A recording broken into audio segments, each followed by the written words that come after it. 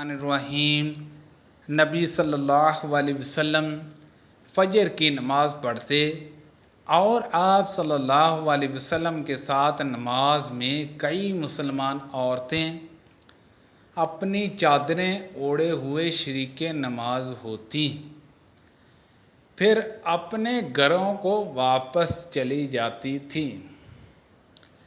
اس وقت انہیں کوئی پہچان نہیں سکتا تھا۔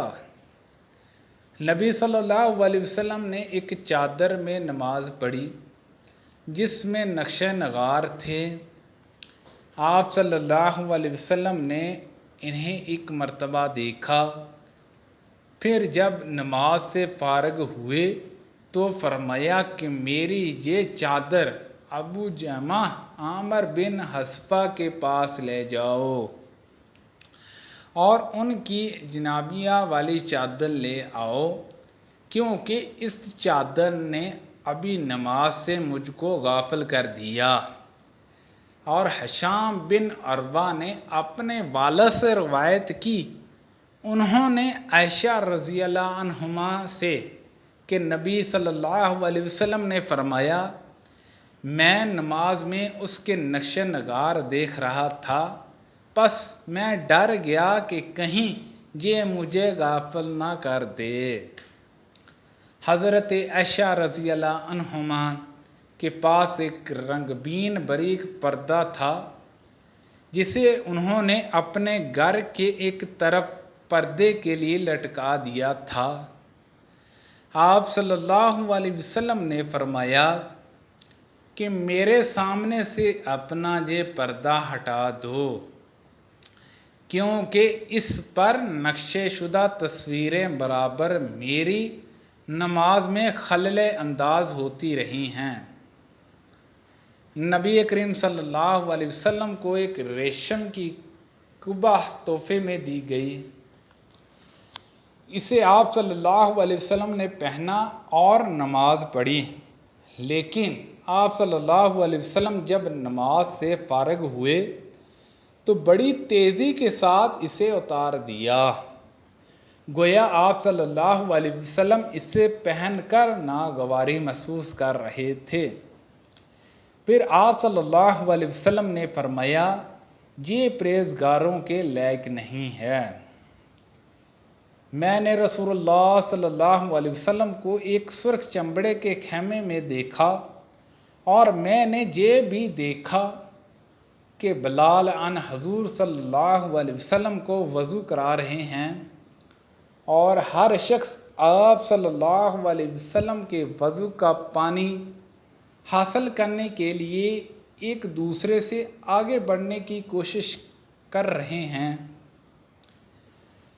اگر کسی کو تھوڑا سا بھی پانی مل جاتا تو وہ اسے اپنے اوپر مل لیتا، اور اگر کوئی پانی نہ پا سکتا تو اپنے ساتھی کے ہاتھ کی تری ہی حاصل کرنے کی کوشش کرتا۔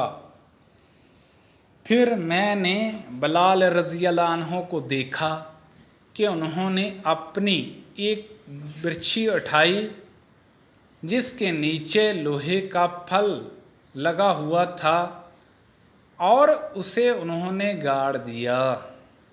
نبی کریم صلی اللہ علیہ وسلم ڈیرے میں سے ایک سرخ پوشاک پہنے ہوئے، تہمد اٹھائے ہوئے باہر تشریف لائے اور برچھی کی طرف منہ کر کے لوگوں کو 2 رکعت نماز پڑھائی۔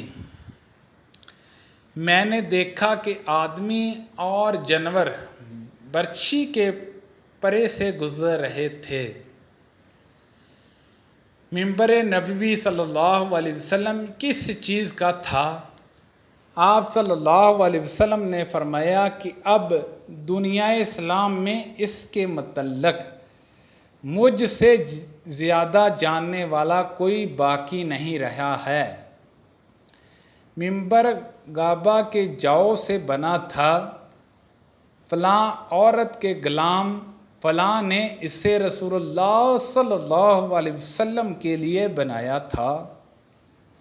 جب وہ تیار کر کے مسجد میں رکھا گیا تو رسول اللہ صلی اللہ علیہ وسلم اس پر کھڑے ہوئے اور آپ صلی اللہ علیہ وسلم نے قبلہ کی طرف اپنا منہ کیا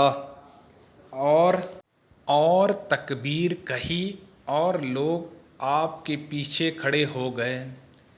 پھر آپ صلی اللہ علیہ وسلم نے قرآن مجید کی آیتیں پڑھی اور رکوع کیا۔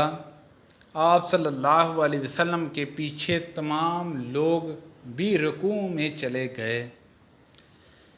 پھر آپ صلی اللہ علیہ وسلم نے اپنا سر اٹھایا، پھر اسی حالت میں آپ صلی اللہ علیہ وسلم الٹے پاؤں پیچھے ہٹے، پھر زمین پر سجدہ کیا، پھر منبر پر دوبارہ تشریف لائے اور قرات رکوع کی، پھر رکوع سے سر اٹھایا اور قبلہ ہی کی طرف رخ کیے ہوئے پیچھے لوٹے اور زمین پر سجدہ کیا۔ یہ ہے منبر کا قصہ۔ امام ابو عبداللہ بخاری رحمۃ اللہ علیہ نے کہا کہ علی بن عبداللہ مدینی نے کہا کہ مجھ سے امام احمد بن حنبل رحمۃ اللہ علیہ نے اس حدیث کو پوچھا۔ علی نے کہا کہ میرا مقصد یہ ہے کہ نبی کریم صلی اللہ علیہ وسلم نماز میں لوگوں سے اونچے مقام پر کھڑے ہوئے تھے، اس لیے اس میں کوئی حرج نہ ہونا چاہیے کہ امام مقتدیوں سے اونچی جگہ پر کھڑا ہو۔ علی بن مدینی کہتے ہیں کہ میں نے امام احمد بن حنبل رحمۃ اللہ علیہ سے کہا کہ سفیان بن عیان سے یہ حدیث اکثر پوچھی جاتی تھی، آپ نے بھی یہی حدیث ان سے سنی ہے؟ تو انہوں نے جواب دیا کہ نہیں۔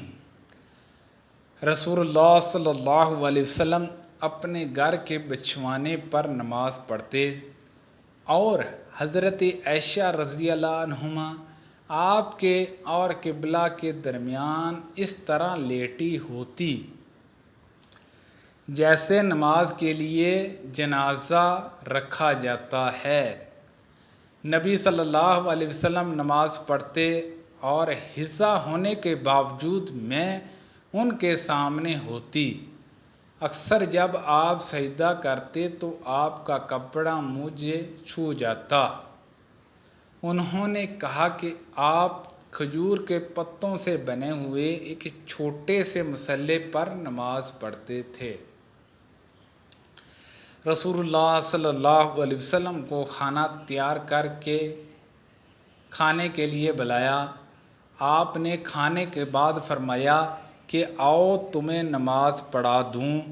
انس رضی اللہ عنہ نے کہا میں نے اپنے گھر سے ایک بوریا اٹھایا جو کثرت استعمال سے کالا ہو گیا تھا، میں نے اس پر پانی چھڑکا، پھر رسول اللہ صلی اللہ علیہ وسلم نماز کے لیے اسی بوریا پر کھڑے ہوئے اور میں اور ایک یتیم کے رسول اللہ صلی اللہ علیہ وسلم کے غلام ابو ضمیرہ کے لڑکے ضمیرہ آپ کے پیچھے صف باندھ کر کھڑے ہو گئے اور بوڑھی عورت انس کی نانی ملائکہ ہمارے پیچھے کھڑی ہوئی۔ پھر رسول اللہ صلی اللہ علیہ وسلم نے ہمیں 2 رکعت نماز پڑھائی اور واپس گھر تشریف لے گئے۔ سبحان اللہ عز و جل۔ اللہ پاک سے دعا ہے کہ اللہ پاک ہم سب کو ان حدیثوں پر عمل کرنے کی توفیق عطا فرمائے۔ اللہ پاک ہم سب کو صحت و تندرستی عطا فرمائے۔ آمین بجاہ النبی الامین صلی اللہ علیہ وسلم۔